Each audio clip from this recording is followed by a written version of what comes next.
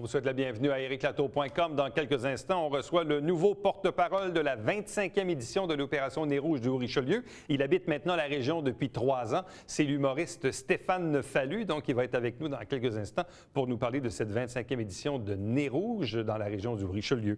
Mais d'abord, parlons du député provincial de Saint-Jean, Dave Turcotte, qui actuellement est à l'Assemblée nationale. Donc, il a fait un petit aller-retour pour venir nous voir, pour nous parler de ses différents projets. Vous savez qu'il n'y aura pas d'élection au provincial, mais quand même, il y a eu des annonces importantes au cours des dernières semaines et aussi une première réaction de sa part à l'égard du nouveau conseil de ville et du nouveau maire, Michel Fecteau.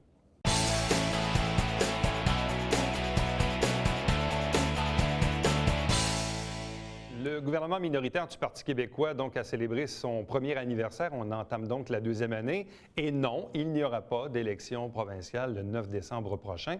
Je ne sais pas si le député de Saint-Jean est soulagé. On va lui poser la question. Dave Turcotte, bonjour. Bonjour. Content qu'il n'y ait pas d'élection. Mais il y en aura eu une élection partielle dans Vio. Oui, mais une générale. Non, effectivement, mais écoutez, moi, là, ça va être ma prochaine... j'ai annoncé ma candidature, là. L'investiture est passée, donc je suis de nouveau candidat. Ce sera ma 4e élection. Donc, on se prépare quand même toujours un peu, là. Mais satisfait quand même qu'il n'y ait pas d'élection générale au mois de décembre? décembre? Je crois que les gens voulaient, et puis je pense que c'est responsable de notre part, de mettre en place les mesures que les gens nous ont demandé de mettre en place. C'est-à-dire, les gens nous ont élus pour faire des réformes puis faire des modifications significatives. Et là, on a plusieurs projets de loi, on a plusieurs projets sur la table, et là, avoir des élections maintenant, on aurait été un peu précipité dans tout ça, puis les gens n'auraient pas vu là, tout ça. Plusieurs ont pensé que le fait d'amener le projet de charte des valeurs, c'était un peu une façon pour le gouvernement de justifier peut-être de se faire tomber lui-même pour provoquer une élection. Bien, c'est tellement le cas qu'on a adopté ça à notre congrès de 2011. On s'entend qu'en 2011, on était loin d'une élection aujourd'hui. Lorsqu'il y aura une générale, la charte, fort possiblement, va servir aussi de toile de fond à cette élection. Bien, au même titre que la loi sur la modification de la Charte de la langue française, au même titre que la politique économique du gouvernement, puis au même titre que la plupart des dossiers de la circonscription ici, là. Je comprends que la Charte, c'est un enjeu important, significatif, mais moi, ce que je vous ai dit à la dernière fois qu'on s'est vu ici, je considère qu'il est temps qu'on règle une fois pour toutes cette question-là. C'est pour ça que nous, on prend le dossier à bras-le-corps et on dit, là, il faut, à chaque fois qu'il y a un accommodement qui est demandé pour ces choses-là, on remonte tout le monde aux barricades, ces choses-là. Là, il faut passer à d'autres choses. En même temps, il est fort possible également que le gouvernement poursuive la route parce que certains s'attendaient aussi à ce que le gouvernement tombe au printemps prochain avec le budget. Or, à la lumière des sondages, pour vous défaire, ça prendrait un vote des libéraux et de la coalition Avenir Québec, ce qui n'est pas fait nécessairement. Bref, on verra quand on sera rendu au printemps. Entre-temps, revenons rapidement sur les élections municipales. Il y a eu beaucoup de changements de maire dans la MRC du Haut-Richelieu. Et évidemment, la plus grosse ville, Saint-Jean, parce que le maire Delbecq se retirait. Êtes-vous satisfait de la composition du nouveau conseil et de l'élection du nouveau maire, Michel Fecteau? Bien, moi, j'ai les deux extrêmes dans la circonscription. Saint-Blaise-sur-Richelieu, tout le conseil, incluant le maire élu par acclamation, et Ville de Saint-Jean-sur-Richelieu, où il y a quasiment le plus de candidats, quasiment le record du Québec. J'ai rencontré brièvement M. Fecteau. J'ai assisté à la sermentation des nouveaux conseillers. Je rencontrerai officiellement avec l'administration en place, là, la direction générale, ces choses-là, le nouveau maire, M. Fecteau, pour faire la liste des dossiers de la Ville, mais aussi les dossiers que nous, on travaillait déjà depuis un bout. Moi, je considère que la population a fait le choix de continuer avec des valeurs sûres, dans le sens des conseillers qui sont en place, qui connaissent les dossiers, mais en même temps d'ajouter de nouveaux éléments. Puis dans certains cas, une certaine relève aussi. On a certains conseillers qui arrivent puis qui vont amener un nouveau souffle au sein du conseil. Qu'est-ce que vous connaissez de Michel Fecteau ou encore quelles étaient vos relations avec Michel Fecteau avant l'élection? Quelqu'un qui était impliqué dans la communauté, qui était, oui, de manière plus libérale, on le sait, c'est connu. Comment ça va se traduire, vos relations entre vous et M. Fecteau? Bien, moi, là, qu'on soit libéral ou autre, là, la population a décidé d'élire Michel Fecteau. Au même titre que la population, en 2009, je venais d'être élu et la population a décidé de réélire M. Delbecq, qui était lui aussi plus libéral, disons ça comme ça. M. Fecteau, j'ai eu à travailler avec lui durant les inondations avec SOS Richelieu. Et puis, on a travaillé avec lui pour différents cas particuliers là, de citoyens où il est venu en aide avec les Lions, entre autres, ces choses-là. Donc, moi, j'ai une bonne collaboration. Pour l'avoir entendu beaucoup en campagne électorale, et pas juste M. Fecteau, mais aussi les autres candidats, j'ai comme l'impression qu'un des dossiers qui va revenir assez rapidement sur votre bureau, c'est le futur pont Gouin et les frais inhérents au pont, parce qu'il y a une facture municipale également. Là, on le sait, il y a de l'expropriation.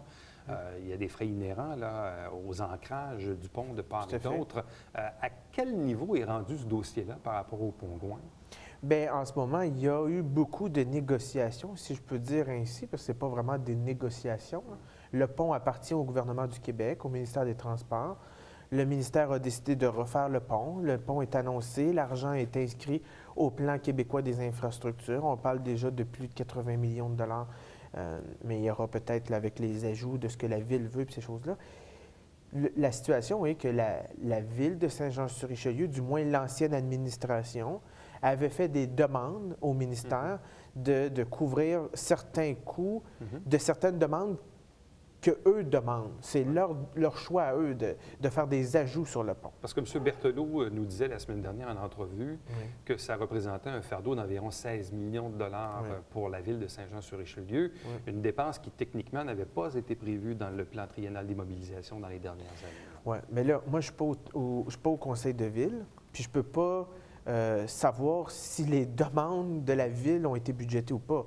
S'ils font des demandes, c'est parce qu'ils ont budgété. S'ils ne le font pas, c'est des demandes, mais c'est leur choix à eux. Là. Il faut qu'ils vivent avec le citoyen, là, que ce soit le gouvernement du Québec ou la Ville de Saint-Jean-sur-Richelieu, c'est toujours dans nos poches. Là. Donc, à un moment donné, il faut être capable d'avoir... On se dit, on a besoin d'un pont pour traverser. On va mettre le plus beau pont qu'on peut avec les meilleurs services, mais à un moment donné, il y a une limite à ce qu'on peut payer, autant de la part du gouvernement que de la Ville de Saint-Jean. Puis je crois que c'est ce que pas mal M. Fecteau a dit durant la dernière campagne électorale. Bon, là, on a vu dans les dernières semaines certaines annonces. Certains diront que c'était à caractère électoral, mais il n'y a pas d'élection. Mais je ne sais pas si les millions pleuvent sur Saint-Jean-sur-Richelieu. Bien, moi, je vais vous le dire. Je vais vous le dire, c'est parce que Saint-Jean a été oublié depuis trop longtemps. Ça fait des années qu'on attend des projets qu'on a annoncés. L'hôpital du Haut-Richelieu, il n'y a pas personne qui va dire ici là, que c'est du luxe là, de rénover l'hôpital du Haut-Richelieu. Donc, quand Mme Marois, la première ministre, et le ministre de la Santé sont venus vraiment confirmer l'investissement pour l'hôpital, 105 millions de dollars. Mais le 105 millions, les gens vont dire, mais il me semble que c'était 90 millions la dernière fois. Mais là, c'est parce qu'on inclut les équipements médicaux. C'est bien beau d'avoir du béton, là, puis de la construction, mais il faut aussi avoir des équipements de qualité qu'on va mettre dans l'hôpital. Bon, une des annonces aussi assez récentes, c'est l'octroi de 2,7 millions de dollars pour une infrastructure sportive et récréative à Saint-Jean. On parle du complexe sportif. On le sait, le local d'à côté ici, c'est Imagim. Oui, tout à fait. Bon, on le sait, ça n'a aucun sens. Là. Et éventuellement, ils seront appelés à déménager dans le futur complexe le long de l'autoroute 35. Donc, l'implication du gouvernement du Québec, c'est 2,7 millions? Bien, le projet total, bien là, il y a des des modifications là, au projet, mais en somme toute, là, c'était à peu près là, 5 millions, peut-être un peu plus. Là. Donc, le gouvernement du Québec, selon quand le projet a été déposé au gouvernement, on mettait la moitié de l'argent. Donc, on finançait 50 %. Là, il y a certains ajouts, donc, ce qui fait en sorte qu'il y aura peut-être une petite contribution un peu plus grande de la part de la Ville et de l'organisme. Mais 2,7 millions de dollars, là, en ce moment, il faut être conscient là, que la Ville de Saint-Jean-sur-Richelieu, c'est 2,7 millions de dollars qu'elle, en quelque sorte, elle économisera, qu'elle pourra mettre ailleurs. Parce que ce projet-là était essentiel pour les jeunes de la région. Puis jusqu'à tout récemment, il n'y avait pas de possibilité d'aller chercher de l'argent du gouvernement. Et disons que j'ai graffiné pas mal et j'ai été cogné à quelques portes. Et puis finalement, on a réussi à avoir 2,7 millions, qui est vraiment inespéré. Pour avoir assisté à la conférence de presse puis d'avoir vu les gens des organisations, les gens apprécient beaucoup. Parce qu'il faut se rappeler que c'est Imagim, mais c'est aussi le judo. Oui. En tout, c'est plus de 1700 jeunes qui vont bénéficier de cet investissement-là à l'heure actuelle. En plus de tous les nouveaux jeunes qui vont pouvoir s'inscrire dans les deux activités, gymnastique et judo, qui en ce moment ne peuvent pas parce qu'il n'y a pas de place pour s'inscrire. Outre le projet du complexe sportif ou encore les investissements en santé que vous avez rappelé tantôt, quels sont les autres investissements dont le comté Le a nouveau bénéficié? gymnase, on avait déjà annoncé un gymnase à l'école aux 80, mais là, on a ajouté un gymnase double à l'école Saint-Jean parce qu'on avait annoncé un certain nombre de classes supplémentaires. C'est un peu le même dossier qu'à l'école aux 80. Quand on ajoute des classes, il faut ajouter aussi des gymnases parce qu'il y a une vision là, du gouvernement actuel de mettre davantage d'emphase sur les saines habitudes de vie. Donc, on avait annoncé 8 nouvelles classes à l'école aux 80 avec un nouveau gymnase. Mais là, les 5 classes de Saint-Jean ne se retrouvaient pas de gymnase. Puis eux, ils ont seulement qu'un gymnase primaire qui n'est pas considéré comme secondaire. Ouais. Ça prend un gymnase plus grand. Et là, avec le nouveau gymnase double qu'on a annoncé, ça va faire à peu près un gymnase de taille secondaire, ce qui fait en sorte qu'on va pouvoir attirer ici des compétitions sportives, là, scolaires, du monde là, de la commission scolaire Riverside ou de d'autres commissions scolaires anglophones là, du Québec. Donc, attirer des gens ici, puis donc, ils vont consommer ici, puis ces choses-là. Bon, quels sont les projets sur lesquels vous désirez travailler ou faire avancer au cours de la prochaine année? Bien, il y a différents projets, mais notamment, je crois que la question qui préoccupe le plus les gens en ce moment, et avec raison, c'est la question de l'emploi. Et pour ça, nous devons avoir une main-d'œuvre qualifiée. Dans les prochains jours, je procéderai à quelques annonces en matière d'éducation qui auront un impact concret et significatif sur la formation de la main-d'œuvre et sur inévitablement des besoins que les entrepreneurs ici à Saint-Jean et dans la région ont besoin pour avoir des employés de qualité. Donc, on travaille là-dessus avec la commission scolaire, avec le cégep, mais aussi là, comme député du gouvernement, pour amener ici des investissements, notamment en éducation, la question de la lutte à l'analphabétisme et aussi la question de la formation de la main-d'œuvre d'une façon plus continue. Là.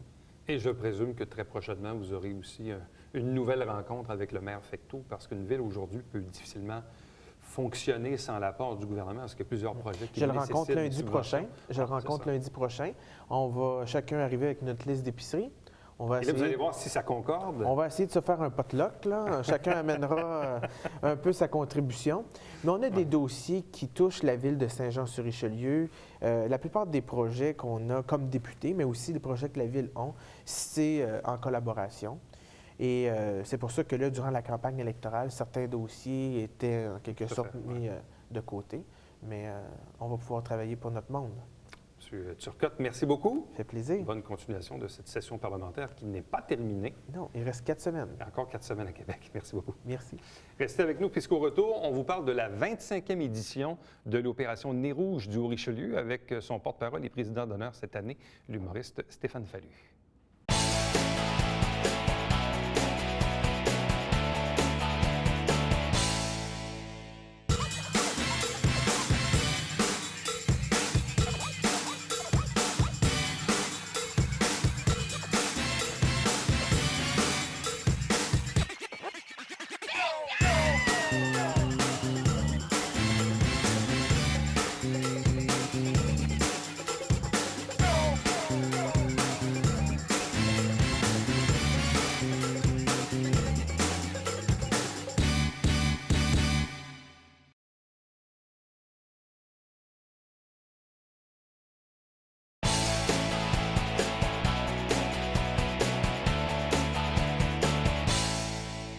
On vous parle maintenant des 25 ans de l'opération Nez rouge, c'est-à-dire qu'au Québec, ça fait 30 ans et on sait qu'ici, dans la région, l'opération Nez rouge a pris naissance 5 années après. Donc, on célèbre cette année le 25e anniversaire.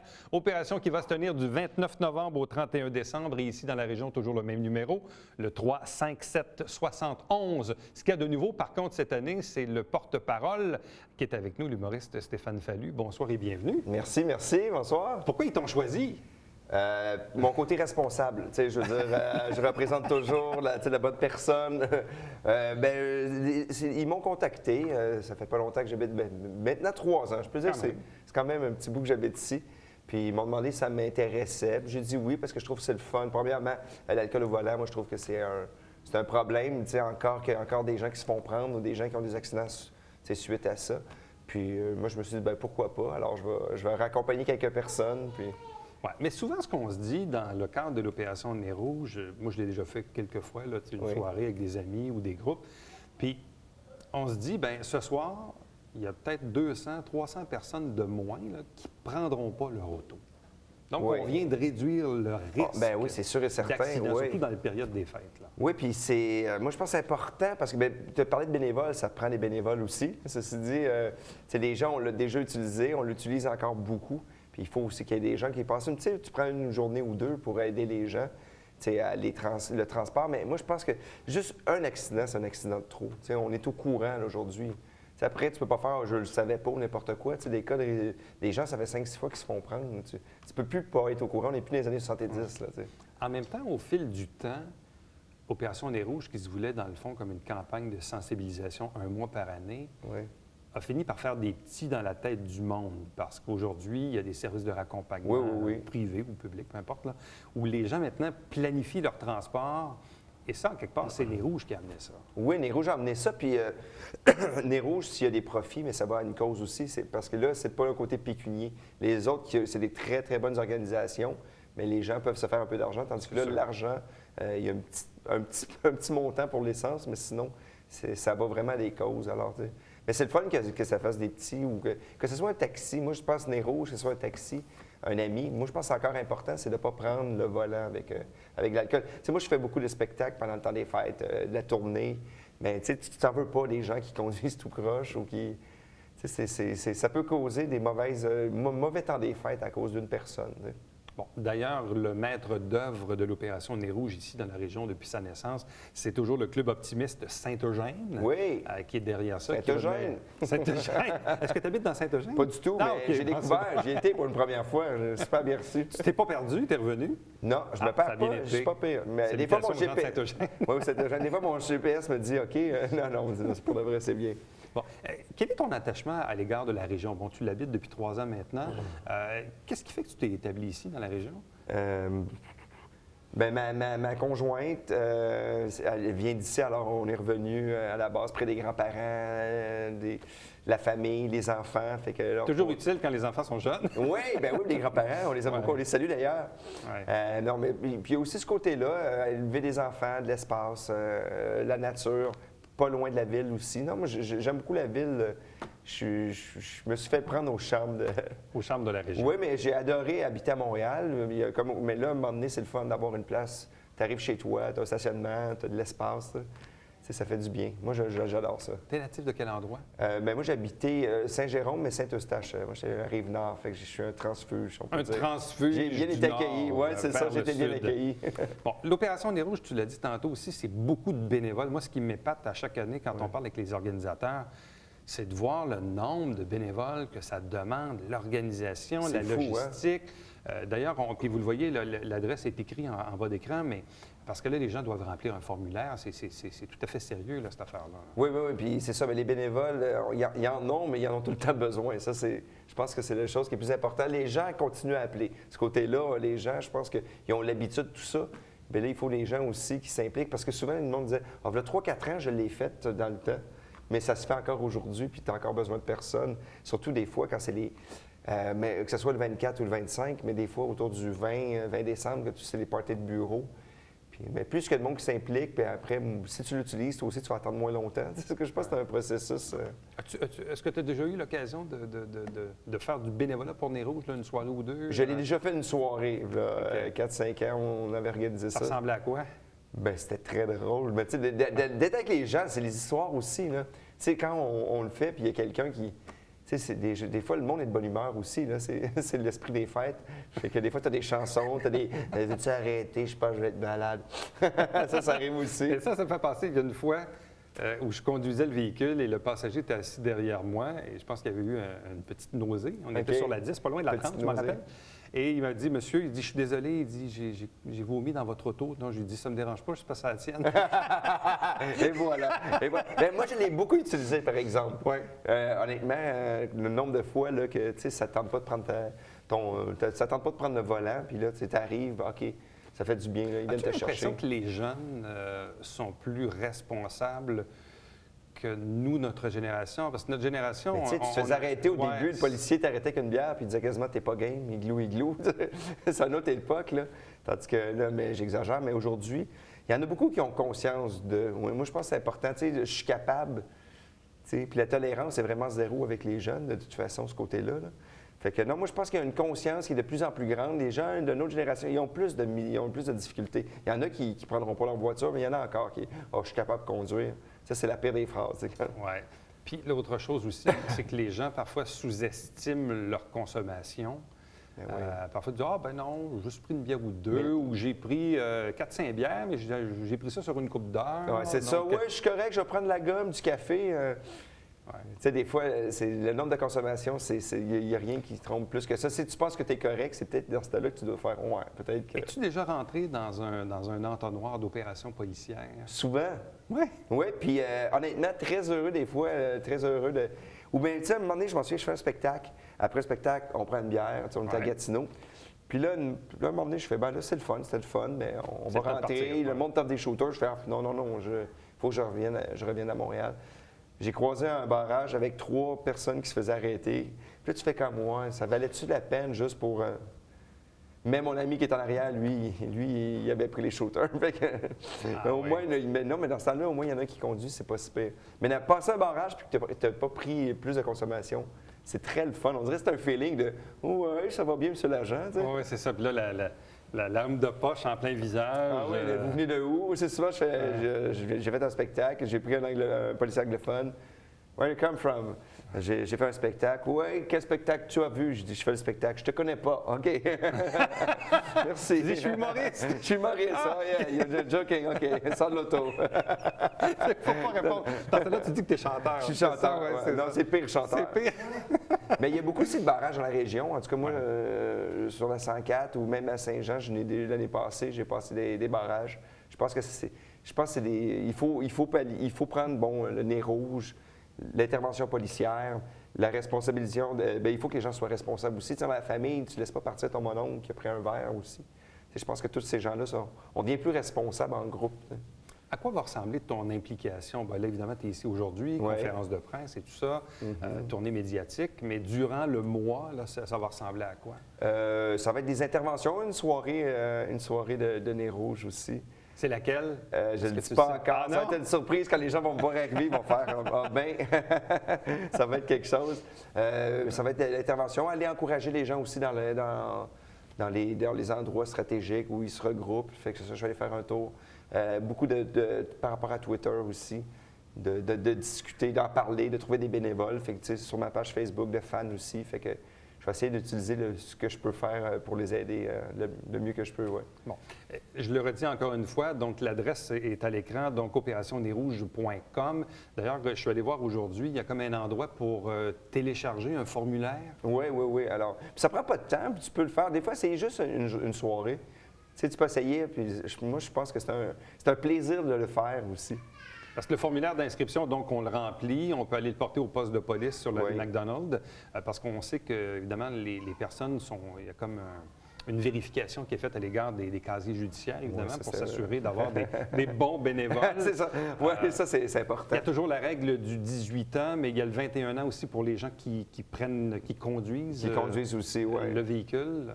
Mais ça peut être accompagné des gens aussi. Il y en a qui sont seuls, qui conduisent toute une soirée. Fait que si tu peux pas... des fois, juste accompagner, ça peut être quelque chose d'intéressant aussi. Hein. Bon. Donc, et le numéro, on le répète, parce que durant, puis il va y avoir une campagne de publicité sur le territoire, 357-71, alors que pour devenir bénévole, évidemment, si vous allez sur la page Facebook d'Opération Nez Rouge, vous cliquez sur « Trouver ma région ». Oui. Puis là, je le dis tout de suite, si vous cherchez Saint-Jean-sur-Richelieu, ça n'existe pas. No. Parce que l'Opération Nez Rouge porte le nom de Haut-Richelieu. Haut-Richelieu. Puis on est chanceux d'avoir encore des gens qui s'impliquent beaucoup. Parce qu'il y a beaucoup de régions qui ont perdu l'Opération Nez Rouge à cause... Il n'y avait pas assez de bénévoles, de gens qui ont investi, alors qu'on est une très, très belle équipe. Parce que je peux leur dire bravo, ce côté-là. Bon. Cette responsabilisation à l'égard de la consommation d'alcool. Puis on le voyait d'ailleurs il y a quelques jours à peine, là, le vidéo de la Fondation Jean Lapointe, qui a fait beaucoup jaser, très Moi, je reviens de l'Abitibi, puis c'est eux qui ont le plus gros record de gens qui se font encore prendre en état d'ébriété. Ah, oui, en Abitibi? Oui. Alors, c'est... Mais il y a une question de culture là-dedans. Puis d'ailleurs, dans le vidéo qu'on voyait de la Fondation Jean Lapointe, on voyait un type qui a frappé une jeune fille il y a 15 ans, puis qui là rencontre la sœur de la victime. Donc, c'est à ça qu'il faut penser. Il faut y penser, parce qu'après dire c'est un accident, moi, je trouve que c'est trop... c'est trop facile. C'est trop facile. Puis souvent, même quand on conduit, on peut avoir pris juste 2-3 coupes de vin, mais c'est la personne qui est en état d'ébriété dans la rue qui glisse ou qui décide de traverser la rue sans regarder. Tu sais, je veux dire, il y a plein de situations. C'est souvent plus le contraire, on va dire, là, la personne en voiture. Puis s'il arrive quelque chose après, c'est ta vie, c'est criminel. Moi, je pense que ça vaut la peine là, un coup de téléphone, attendre 1 heure de plus. Là. Tu sais, le petit orgueil, je suis capable, je suis correct. Je pense que ça vaut plus la peine, plus aujourd'hui. Tu sais. Puis laisser partir quelqu'un qui a pris un verre dans sa famille, moi, je trouve des fois, c'est aussi pire. Tu sais, il faut intervenir. Il ne faut pas avoir peur, tu sais, je crois. 30e anniversaire de l'Opération Nez Rouge au Québec, 25e anniversaire dans la région ici de l'Opération du Haut-Richelieu, avec comme maître d'œuvre toujours le Club optimiste de Saint-Eugène. Pour devenir bénévole, vous avez l'adresse Internet. Le numéro de téléphone, ça, c'est durant l'opération. Et cette année, le porte-parole, c'est le Joannais d'adoption, le nouveau Joannais. Saint-Eugène. Saint-Eugène. Stéphane Fallu, merci beaucoup. Merci bien. Bon temps des fêtes. Vous pouvez prendre un verre ou bien un eau Perrier. Aussi. Un des deux. Merci. Merci. Restez avec nous au retour, le Babillard quotidien.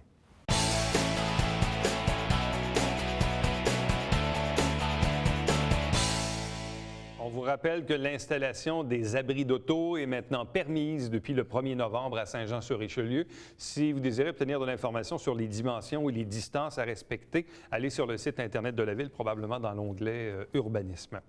Saint-Jean-sur-Richelieu, c'est le nom de notre émission qui, à chaque semaine, vous présente les extraits du Conseil. Le Conseil était en pause parce qu'on était en pause électorale. Le nouveau Conseil va siéger le lundi 18 novembre, si bien que 2 jours plus tard, le mercredi 20, on va vous présenter une première série d'extraits du nouveau Conseil et du nouveau maire, Michel Fecteau. Télébingo, n'oubliez pas, 3 500 $ en prix à chaque semaine. Et pour acheter vos cartes, il y a une trentaine de dépositaires dans la région. Allez sur notre site Internet. À demain.